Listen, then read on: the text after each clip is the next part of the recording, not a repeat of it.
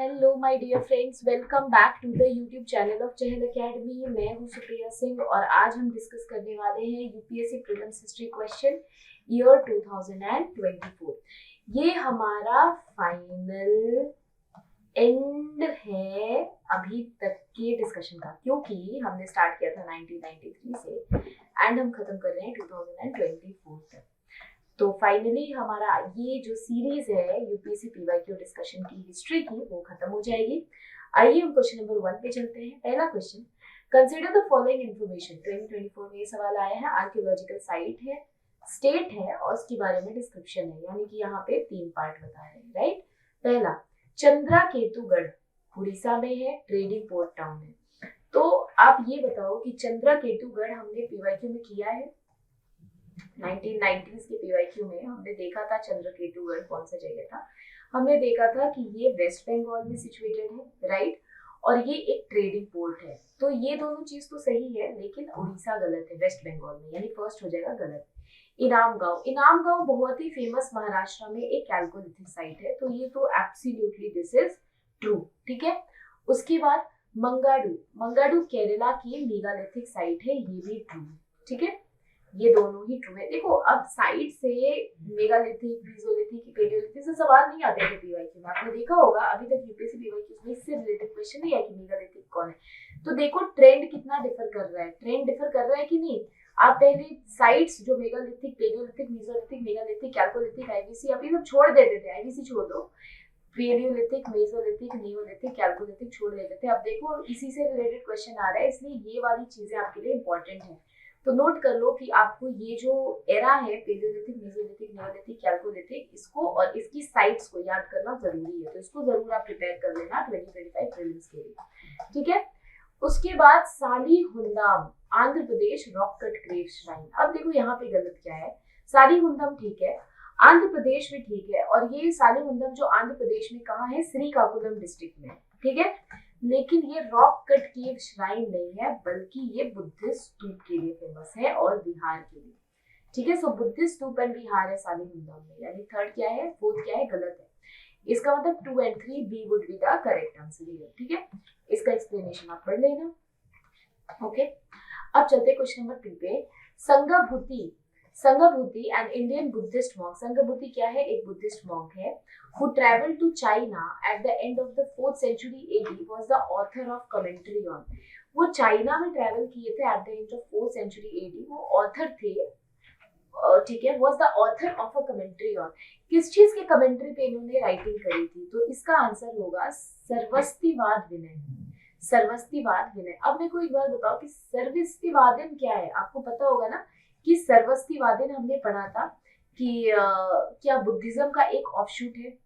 हमने बहुत अच्छे से इसको पढ़ा था कि महासंघिका और स्थाविरावादन सेकेंड बुद्धिस्ट काउंसिल है ना। उसके बाद फोर्थ बुद्धिस्ट काउंसिल में हीनयान और महायान। उसी के बाद हमने सर्वस्तिवादन देखा था, स्वतंत्रिका देखा था, समितिया देखा था। ये सब ऑफशूट है किसके, बुद्धिज्म के। पूरा हमने बहुत डिटेल में पीवाईक्यू में बात करी है, ठीक है।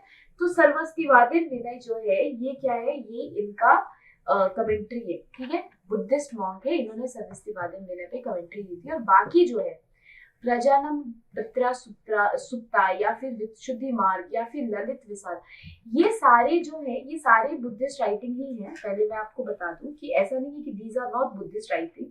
अगर मैं आपको बात करूं विशुद्धि मार्ग की, तो this is also a Theravada Buddhism का राइटिंग है, ठीक है। बट और ये महायान के बारे में नहीं बात कर रहा है। और ये जो बुद्धिस्ट मॉन्क है संगाभूति, ये सब महायान बुद्धिस्ट। तो हमारा ये तो आउटरूल ऐसे ही हो जा रहा है कि विशुद्धि मार्ग नहीं होगा आंसर, क्योंकि ये थेरावाद बुद्धिज्म पे लिखी गई किताब है। इनके राइटर कौन है ये थोड़ा डाउटफुल है, ये थोड़ा कंटेंशियस है, ठीक है।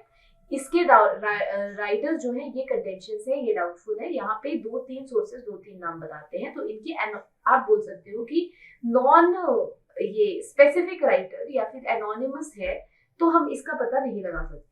चलो उसके बारे में हम उसके बाद देखते हैं। ललित विस्तार, तो जो ललित विस्तार है that is also Buddhist writing, Mahayana की राइटिंग है, but it is not commentary by home, Sanghabhuti, ठीक है। उसके अलावा हम बात करते हैं प्रजनम परमिता सूत्रा। ठीक है, प्रजनाम परमिता सूत्रा, इसके बारे में अगर हम बात करेंगे तो इसके ऑथर कौन है, अननोन है, इनके भी ऑथर का हमें नहीं पता है, ठीक है। लेकिन हमें ये पता है कि नागा अर्जुन को क्रेडिट किया जाता है प्रजन पत्र सूत्र के बारे में, कि उन्होंने लिखा गया था, उन्होंने इसको लिखा था। बट वही है कि नागा अर्जुन इसके राइटर थे, ठीक है, प्रजना परमिता सूत्रा के। लेकिन इस पे भी डाउट है, बट कहा जाता है कि नागार्जुन राइटर थे, लेकिन कमेंट्री के बारे में हमें कोई आइडिया नहीं है। तो इसका आंसर क्या हो जाएगा, इसका आंसर इजीली हो जाएगा, क्या ये हो जाएगा सर्वस्तिवाद विनय। ये थोड़ा सा टफ श्रेणी का क्वेश्चन है, not I would say moderate, ठीक है, बट वन क्वेश्चन जो था this is very easy, this you would attempt easily. Coming on to the next question, which one of the following is the work attributed to playwright Bhasa. अब भाषा playwright का आपने अगर prelim पढ़ा के लिए, अगर हिस्ट्री का एंशिएंट हिस्ट्री पढ़ा होगा, है ना, अगर आपने अच्छे से एंशिएंट हिस्ट्री पढ़ा है एनसीईआरटी की, तो आप इसको सॉल्व कर दोगे। R S Sharma old NCERT, साफ साफ उसमें है कि भाषा ने क्या लिखा था। तो भाषा, अब ऐसे आप पता है, इसको आप ये भी कर सकते हो, मतलब इसको आप एलिमिनेट भी कर सकते हो। आपको पता है कि नाट्य शास्त्र क्या है, नाट्य शास्त्र भारता ने लिखी है, कोई इस पे डाउट नहीं है, राइट। नाट्य शास्त्र किसने लिखी है, भारता मुनि ने लिखी है। और ये किस चीज है, it is basically a treatise on art, dance and music, art dance और म्यूजिक पे है ये राइटिंग, राइट, जैसे कि भारतनाट्यम ये सब हो गया उससे रिलेटेड। अब आओ काव्य अलंकारा। अब काव्य अलंकार मतलब, काव्य मतलब क्या होता है भाई, पोएट्री होता है। और अलंकार मतलब क्या होता है, अलंकार मतलब होता है क्या, अलंकार का मतलब आपको पता है कि it is basically what, ornament, ornament, अलंकृत ऑर्नामेंट, राइट। सो ऑर्नामेंट, पोएट्री के ऑर्नामेंट को कहते हैं काव्य अलंकार, ओके। और ये बेसिकली लिखने वाले जो हैं, ये भाषा ने नहीं लिखी है, जैसे भारत मुनि ने नाट्य शास्त्र लिखी, उसी तरह से काव्य अलंकार के जो राइटर हैं वो है बाहमहा, बाहमहा। चलो मैं समझ गई कि ये टफ है, ये शायद आप नहीं कर पाओ, आपको नहीं पता हो, लेकिन कम से कम भाषा का भी आपको पता होगा कि उन्होंने मध्यम व्याख्या लिखी थी, तो आप इजीली इसको कर सकते हो अटेम्प्ट। यानी मध्यम व्यायोग, मध्यम व्योग किसने लिखी है, वो भाषा ने लिखी है, ठीक है, दिस इज करेक्ट। महाभाष्य जो है, महाभाष्य लिखने वाले कौन है, तो महाभाष्य लिखने वाले हैं पतंजलि, पतंजलि, पतंजलि, पतंजलि ने महाभाष्य लिखी है। और पतंजलि की महाभाष्य जो है that is nothing but the Sanskrit grammar, ठीक है। और ये लिखी गई है, पतंजलि किसके टाइम पे थे, he was patronised by Pushyamitra Shunga, Pushyamitra Shunga, यानी कि second century AD, second century BC, ठीक है। तो इसका आंसर हो जाएगा सी, सी इसका आंसर हो जाएगा, Madhyam Vyog, okay. Now consider the following statement, there are no parables in Upanishad. अब भैया पैराबल्स क्या होता है, तो पैराबल्स का मतलब कि स्मॉल स्टोरी, जिस स्टोरी का एंडिंग नहीं गुड गुड हो जाता है, स्टोरी जिसे कि आपको कुछ सीख मिलती है, कुछ लर्निंग मिलती है, these are known as parables. तो उपनिषद में पैराबल्स कैसे नहीं है, हमें पता है कि 18 टोटल उपनिषद है। पीवाईक्यू में हमने देखा भी था, छंदोग्य उपनिषद, कठो उपनिषद, उन सब में हमको कुछ ना कुछ, नचिकेत मोर का जैसे कठो उपनिषद है, उसमें से हमको कुछ ना कुछ सीख मिलता है, कुछ उसमें स्टोरी होती है। तो नो पैराबल्स इन उपनिषद तो बिल्कुल ही गलत हो गया, यानी 1 गलत, सी गलत। उपनिषद में कंपोज्ड अर्लियर देन पुराणास, तो मैं आपको बता दूं ये बात सही है, पहले वेद बना, वेद का ही कमेंट्री कहा जाता है, क्या है, उपनिषद है, क्योंकि वेद में है फिलोसॉफिकल पार्ट और रिचुअलिस्टिक पार्ट, उपनिषद में सिर्फ और सिर्फ फिलोसॉफिकल पार्ट है, नॉट रिचुअलिस्टिक। तो वेद का कमेंट्री उपनिषद, और उपनिषद और वेद के बाद बना है क्या, पुराण। I'm sorry, I wrote it here that there are 18 Upanishads. Sorry, I was supposed to say that there are 18 Puranas, but मैंने गलती से उपनिषद बोल दिया। उपनिषद तो बहुत है, hundreds of उपनिषद है, जैसे कठो उपनिषद हो गया, छंदोग्य उपनिषद हो गया। तो टोटल 18 क्या है, पुराणास है, जैसे कि भगवत पुराण हो गया, है ना।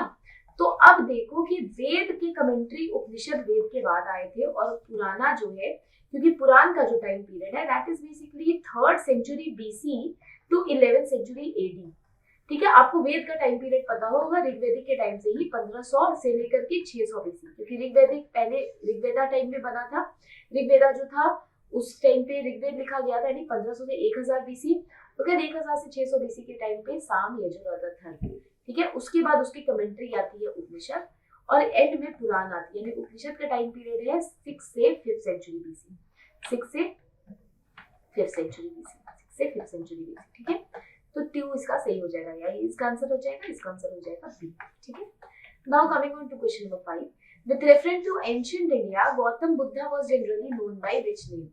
कौन से एपिथेट के साथ ये जाना जाते थे? तो शाक्य मुनि, आपको पता है शाक्य क्लैन के थे वो, है ना, लुम्बिनी में जन्म हुआ था। तथागत, तथागत के नाम से भी जाने जाते थे बुद्धा, और भी बुद्धा को बहुत सारे नाम से जाना जाता है, जैसे कि अगर मैं बात करूं तो गौतमा, गौतम, है ना, तथागत हो गया, शाक्य मुनि सिद्धार्थ, सिद्धार्थ, गौतम बुद्ध, सिद्धार्थ, है ना, इन सब नाम से बुद्धा जाने जाते थे। अब मैं आपको बात करूं तो वर्धमान महावीर के बारे में, कि महावीर जो जैन के जो कहा जाते हैं तीर्थंकर, वो किसके नाम से जाने जाते थे? तो वर्धमान को जो है महावीर को वर्धमान के नाम से जाना जाता था, जिना के नाम से जाना जाता था, जिना मतलब कौन कर रहा ना, केवलिन के नाम से जाना जाता था, क्योंकि ये कैवल्य ज्ञान, है ना, कैवल्य ज्ञान देते थे। जितेंद्र के नाम से जाना जाता था, जिन्होंने अपने जिन पे क्या किया है, इंद्रियों को कंट्रोल कर लिया। न्यायपुत्र के नाम से भी जाना जाता था, न्यायपुत्र, यानी यहाँ है न्यायपुत्र, यानी इसको किसको, जैन को जाना जाता था। इसके बारे में तो कौन हो जाएगा, गलत, इसका आंसर क्या हो जाएगा, B and C. Nyayaputra is not a commonly used epithet for Gautam Buddha. Shakyamuni is correct. Plan Muni means fine. Tathagat is also correct. It means thus gone, thus came. ठीक है? Who of the following was the ruler of medieval India gave permission to Portuguese to build the fort at Bhatkal? अब मैं आपको पहले बता दूं भटकल का है, तो भटकल फोर्ट है अपने कर्नाटका में। ठीक है, भटकल का फोर्ट कहाँ है भाई, तो Bhatkal fort is in Karnataka. Krishnadeva Raya जो है वो तुलवा डायनेस्टी के, हमने पीवाईक्यू में डिस्कस किया। इनका टाइम पीरियड क्या है, 1509 से 29 है इनका टाइम पीरियड। ठीक है, 1510 में भटकल फोर्ट बना था कर्नाटका में, और वो रीजन कौन रूल करते थे, कृष्णदेव राय। इसका मतलब कि कौन सा डायनेस्टी, विजयनगर डायनेस्टी। 1510 में जब भटकल फोर्ट बना है, किसके टाइम पे बना है, कृष्णदेव राय के टाइम पे। Very simple. नरसिम्हा सुलवा क्या थे, वो सुलवा डायनेस्टी के फाउंडर थे, और उनका बेसिकली कब था, मतलब किंग थे, और उनका बेसिकली टाइम पीरियड कब था, तो वो 1485 से लेकर के 1491 था, यानी कि फोर्ट बनने से पहले। मोहम्मद शाह III जो थे वो बहामनी किंगडम से बिलोंग करते थे, और उनका टाइम पीरियड था 1463 से 1482। ठीक है, और उसके यूसुफ अली शाह जो है वो 1450 से लेकर के और 1450 से लेकर के और 1510 तक रूल करते थे। अब देखो 1510 इसमें भी है, 1510, इसीलिए इतना क्लोजली रिलेटेड एनालिटिकल अब यूपीएससी पीवाईक्यू दे रही है कि आप ढंग से कोर्स को समझो, आप ढंग से सब्जेक्ट को समझो, तब जाके आप इसको सॉल्व कर सकते हो। तो ये किसके थे भाई, ये बीजापुर के थे। ये बीजापुर के क्या थे, किंग थे, मुस्लिम किंग थे, जब पोर्टुगीज पहली बार अराइव हुई थी इंडिया में। पोर्टुगीज अराइव हुई थी कब, 1498 में, वास्को डी गामा के टाइम पे। उस टाइम पे ये बीजापुर के क्या थे, he was the king of Bijapur. ठीक है, अब आते हैं क्वेश्चन नंबर 7 पे। क्वेश्चन नंबर 7 देख लो। With reference to the revenue collection by Cornwallis consider the following statement. Ryotwari system में रेवेन्यू कलेक्शन में the peasants were exempted from revenue payment in case of bad investment. Bad harvest में भी exempted तो नहीं थे, they were supposed to pay revenue। Thomas Munro और Alexander Reid ने 1822 के टाइम पे मद्रास वाले एरिया में क्या लगाया था, रैयतवाड़ी सेटलमेंट लगाया था। ठीक है, कॉर्नवालिस ने क्या लगाया था भाई, वो उन्होंने स्टार्ट किया था जब, तो उन्होंने 1785 से 93 इनका टाइम पीरियड था, इन्होंने परमानेंट सेटलमेंट बिहार, बंगाल, उड़ीसा में लगाया था। रैयतवाड़ी के बारे में बात कर रहे हैं, तो ये पॉइंट तो गलत है, तो 1 को गलत करते हैं। Under the permanent settlement in Bengal, if the जमींदार failed to pay the revenues or before the fixed date, he would be removed from his zamindari. Absolutely true, उनका जमींदारी चला जाता था, he would lost his जमींदारी। ठीक है, so B is the correct option। इसको हमने multiple time, यानी ये हम बोल सकते हैं कि ये रिपीटेड क्वेश्चन है, कहाँ से, पीवाईक्यू से।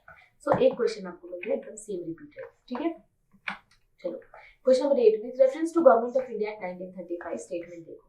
ये भी रिपीटेड क्वेश्चन है, यानी कि 2 क्वेश्चन रिपीट हो गया, 4 नंबर आपके आगे ऐसे ही, ये बहुत बार रिपीट हुआ है।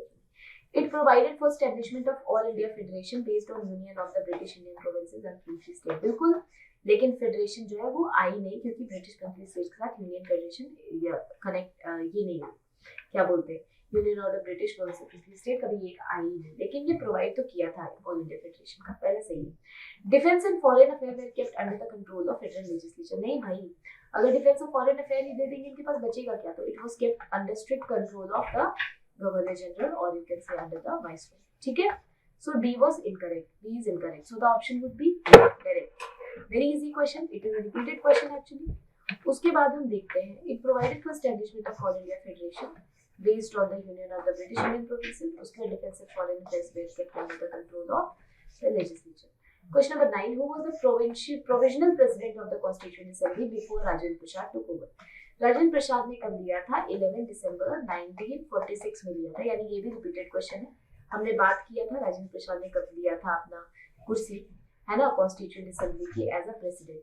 तो हमने ये देखा था 11 दिसंबर को इन्होंने लिया था. और कौन प्रोविजनल प्रेसिडेंट थे? तो 2 दिन के लिए कौन थे जब कॉन्स्टिट्यूएंट असेंबली फॉर्म हुई थी? हमने पीवाईक्यू में देखा था कब फॉर्म हुई थी भाई.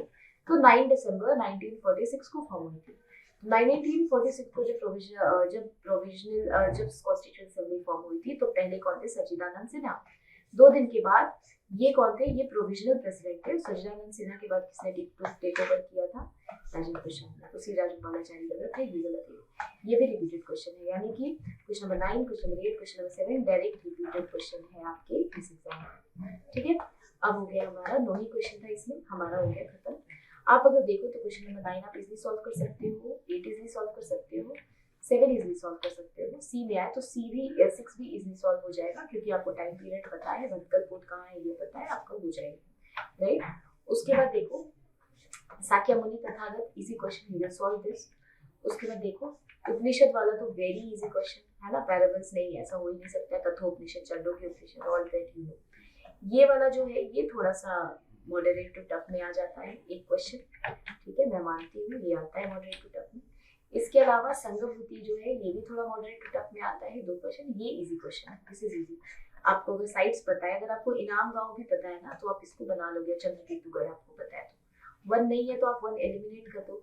2 यहाँ पे है, 2 एक ही ऑप्शन में 2 है तो इजीली आप इसको एलिमिनेट कर लोगे. यानी आउट ऑफ 9 क्वेश्चन, मतलब 18 मार्क्स के क्वेश्चन में आउट ऑफ 9 क्वेश्चन, अगर मैं बात करूं आपसे कि टोटल ये 18 मार्क्स का क्वेश्चन था यूपीएससी का हिस्ट्री का, तो 18 नंबर में आपके 14 नंबर तो शॉर्ट सही हो जाएगा. 14 मार्क्स मतलब it's a big chunk, just like polity या फिर इकोनॉमी. राइट. तो आप अगर आपने 7 ढंग से पढ़ाई करी है तो आपको 7 क्वेश्चन, और ढंग से आपने पीवाईक्यूज कराया है तो 7 क्वेश्चन तो आपके इजीली बन ही जाएंगे. ये 2 थोड़े से थे, टफ थे, थोड़े मॉडरेट टू टफ थे, जो कि मैं भी मानती हूँ, जो पीवाईक्यू से ही इनडायरेक्टली थे बट डायरेक्टली नहीं थे. तो ये 2 क्वेश्चन करो, हटाओ तो 14 नंबर आपके जेब में. बट इस पे भी कमांड नहीं हो पाता है क्योंकि आप पीवाईक्यू ढंग से नहीं करते. पीवाईक्यू करोगे तो आपको लगेगा कि मेनली क्वेश्चन जो है वो पीवाईक्यू से रिपीटेड है. सो आई होप आपको हमारा डिस्कशन 2024 तक स्टार्टिंग फ्रॉम 1993 आपको समझ आया होगा. I really wish all of you all the very best for your exam. अच्छे से पेपर देना. पीवाईक्यू ही है जो सिलेक्शन दिलाएगा, याद रखना. कहीं कोई सोर्स सिलेक्शन नहीं दिलाएगा, पीवाईक्यू ही सिलेक्शन दिलाएगा. जितने बार करोगे आप यूपीएससी के माइंड को पकड़ लोगे, उनके पैटर्न को समझ लोगे, फिर कुछ भी आपको रोकेगा नहीं सिलेक्ट होने से और प्रीलिम्स निकालने से. सो आई होप आपको यहाँ तक की डिस्कशन समझ आई होगी. बाकी सब्जेक्ट्स की डिस्कशन आप अच्छे से पीवाईक्यू जरूर करके जाना. Take care, have a great day. आपको कोई भी डाउट है तो आप अपने कमेंट सेक्शन में जरूर लिखना. मैं पूरी कोशिश करूँगी कि आपके डाउट्स को एड्रेस करूँ. And thank you so much.